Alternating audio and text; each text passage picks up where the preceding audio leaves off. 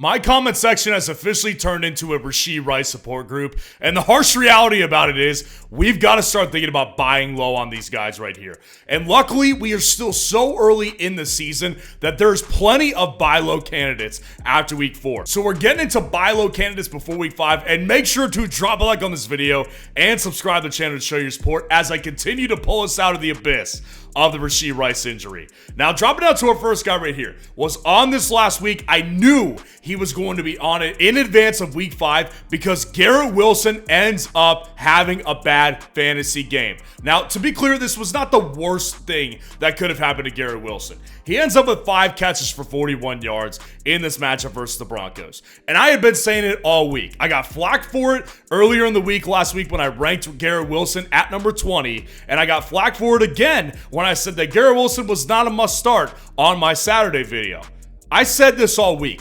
Pat Surtain is a lockdown corner. There's one receiver this year who has gotten the best of Pat Surtain, and that was George Pickens, and even he didn't have a great fantasy week that week. He's locked down Mike Evans. He's locked down DK Metcalf, and now he's locked down Garett Wilson. The reality is, Garett Wilson has better weeks ahead, as you can see on the schedule right here. Now, with Garett Wilson, it's also important to remember, he's not a freaking ghost in this offense. He continues to average about 9 targets per game, even after this week 4 performance. So he continues to be the wide receiver 1 in this offense. And Aaron Rodgers actually pointed this out after that week 4 game, after that week 3 game.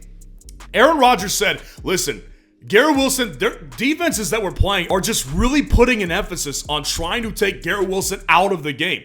That's the reason he hasn't done well yet so far. He's not had a 100-yard performance yet. So with Garett Wilson, again, he's not a ghost in this offense. This guy is the perfect buy low, especially coming after 2 bad weeks of fantasy football. And again, when you just look at his fantasy points per game, 9.7 heading into week 3, this guy is not fulfilling the draft price that you and I paid for him, right? So he's very much like Drake London right now, where it's like I think people are just realizing maybe these guys weren't worth first, second round picks in fantasy, and now people are just really irritated and annoyed with these guys. They're just trying to offload them and get some sort of value. That's where you come in with a Garett Wilson trade. Honestly, still at this point, I would personally prefer Garett Wilson over Drake London here. So Garett Wilson, another week is a buy low. I knew it was coming, but now is especially the time to buy Garett Wilson low. Now, dropping down to our next guy right here. This one's going to sicken a lot of people, and I get it, and we're going to go through it. With Brandon Aiyuk, I think he's a very good buy low right now. Now, listen, Brandon Aiyuk addressed the play has not been good. You can look at the contract that they gave him right before the season after he held in for a long time, really made a big fuss about it, to be honest with you. I understand why he did it, but he's not living up to the money they paid him, that's for sure.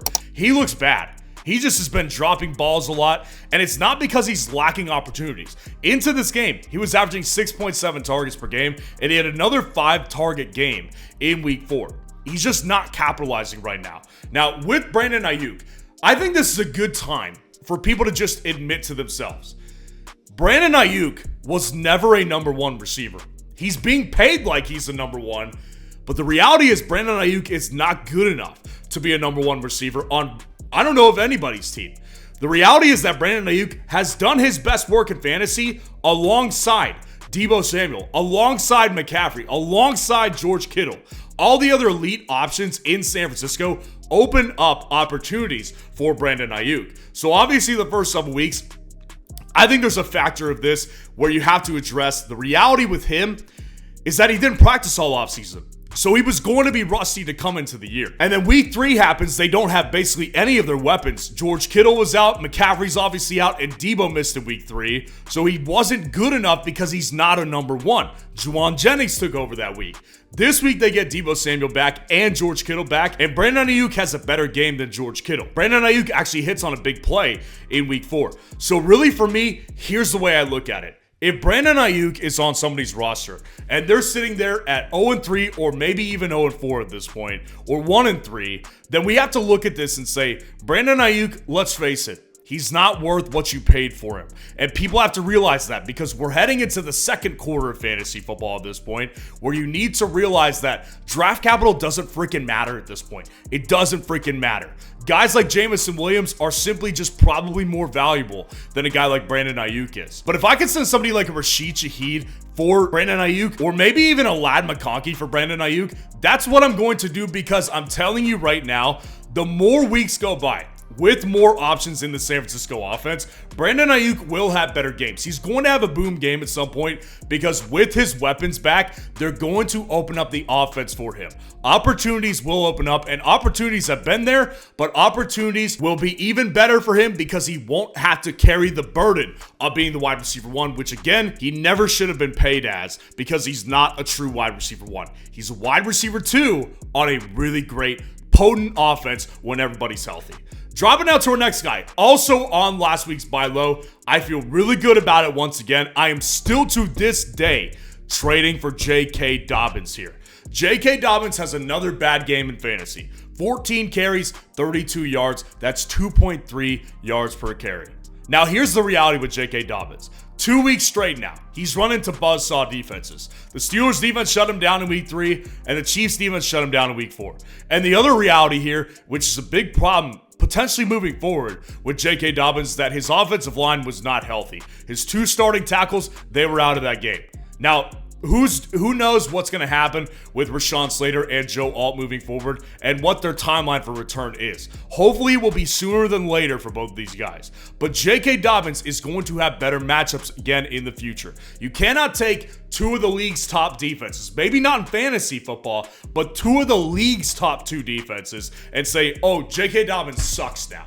J.K. Dobbins, what you saw in the first 2 weeks is not a fluke. This guy has looked the best by far out of the Chargers running backs, because look at what Gus Edwards did in week 4. 6 carries for 19 yards. That is par for the course for what he's done this year. So the reality simply is that they're not going to just all of a sudden give Gus the greater part of the workload here.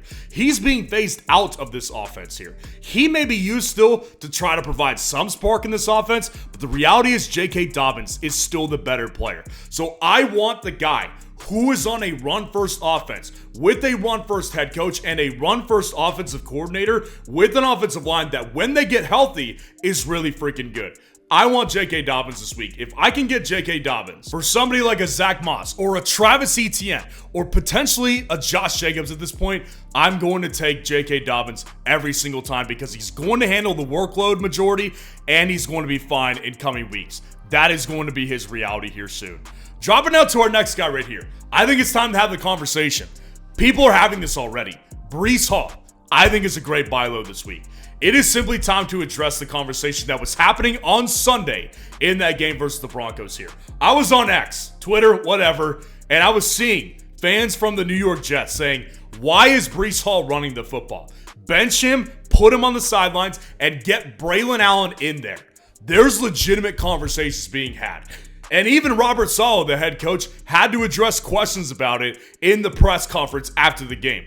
And he said, listen, we're going to lean on Bree Hall, but the reality is, like, it's something we could look at giving Braylon Allen some more touches. Aaron Rodgers also interviewed about it. He said, I've got my guys back. So this is a conversation people are having.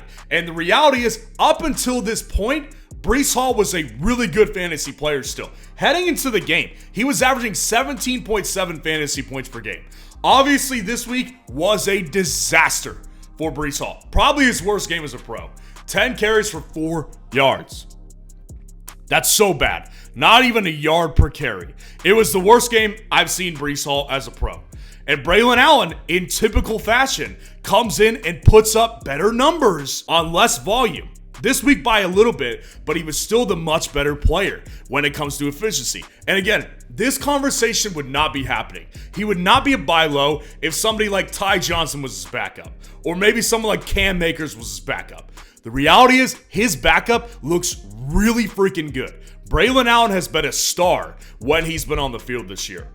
But the other reality is that this whole team is backing up Bree Hall right now. And Bree Hall, what we have seen over the years and so far this year, you can't ignore this one. But the noise is getting really loud with Bree Hall that if you drafted him, some people who drafted him are genuinely worried about his volume moving forward, since it is becoming a loud topic of conversation here. If I can get in and get somebody like a Brian Robinson Jr., or maybe somebody like a Bijan Robinson, or even a Derrick Henry, and trade him for Bree Hall, I'm going to do it because Bree Hall has the most upside out of those guys. Obviously, Derrick Henry's coming off like a 200-yard game, so that doesn't sound great at all. But the reality is, guys, Bree Hall has been an elite player in fantasy for the past 2 years, and we cannot ignore what we've seen in history and what we've seen this year heading into this game and say, Braylon Allen's going to take over. He's not going to take over this backfield. That makes Bree Hall a good buy low this week. The last guy on the list right here. This is not a buy low in the sense of like off a bad week. This is a buy low to say this guy's about to become a lot more valuable in fantasy. And if you can get Xavier Worthy on the cheap right now, I would do that. It's so crazy. I considered putting him as a buy low heading into week 4. It was a low-key buy low for me. I was sending out offers in my own personal leagues, wasn't able to acquire him.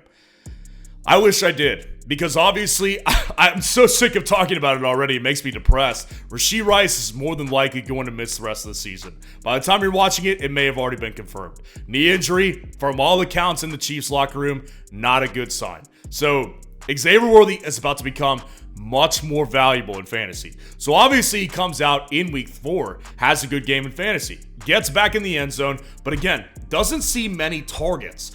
He's got 4 targets in this game and just is really super efficient on everything that he gets. Here's my argument though. With Xavier Worthy, if you could get somebody like Rashid Shaheed or an Alec Pierce or maybe even a Jameson Williams, I would personally send them for Xavier Worthy here, because what we're about to see is out of necessity, he's going to be forced into roles they probably didn't want to play him as. Now, Xavier Worthy is primarily going to be a guy they're going to try to scheme in open field. They want him in open space. But here's the reality with Xavier Worthy. Now without a true number 1, they're going to force him into some roles where he takes possession receiver type of receptions here. I have a hard time believing that guy becomes Justin Watson or Juju Smith-Schuster. Travis Kelce looked better, and that might help this offense, but Xavier Worthy is about to become very needed in this offense here. So again, not a buy low in the sense of coming off a bad week, but if I can send one of those guys that I mentioned for Xavier Worthy, it's going to be worth it because he is about to become more valuable on this Chiefs team. So let me know how your team did this week, and if you want to see the top waiver wire ads for week 5, click on this video right here.